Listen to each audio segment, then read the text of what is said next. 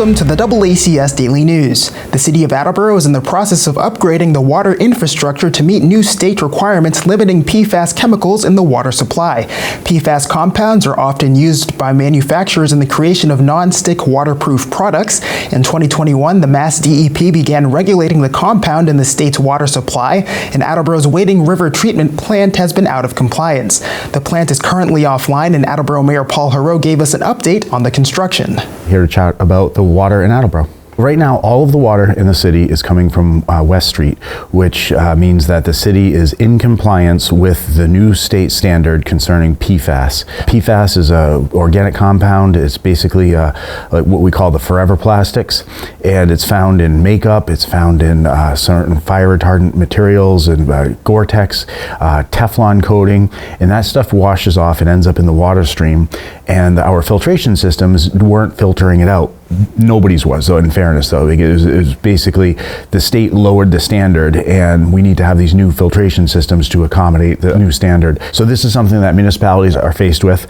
It's not that the city is not doing something right. It's not that we are negligent in anything. It's just that the state changed the standard, and so now we have to come into compliance with the new state standard.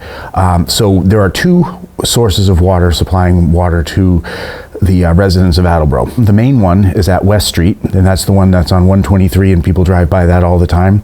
And then there's another one at Wading River, and that's in Mansfield. And the one in Mansfield is the one that was a concern because there was some PFAS coming downstream from somewhere else outside of the Wading River plant and made its way into the Wading River water supply. So that is actually offline right now. It has been for probably a couple months. It was only online just to get us through the summer drought. Otherwise, we would have depleted our reservoir too much with West Street and what we see off of Manchester Reservoir off of 95. And so basically all of the water is coming from West Street, which is in compliance with the state standard. However, we need to put Wading River back on. So we have a two-step process that we're implementing. The first step is to use a rented temporary filtration system. It's several $1 million to implement this, to put this temporary filtration system in. And that will get us through as we work on the permanent filtration system. The permanent filtration system is going to be about $15 million. ARPA money is basically going to help us with that. That's the federal government money for COVID. These are filtration systems that supply water in the millions of gallons a day to 47,000 residents, including people who live in surrounding communities that get a little of their water from Attleboro. It's out of an abundance of caution that the state lowered the standard to what it is, 20 parts per trillion, and we are just over 20 parts per trillion.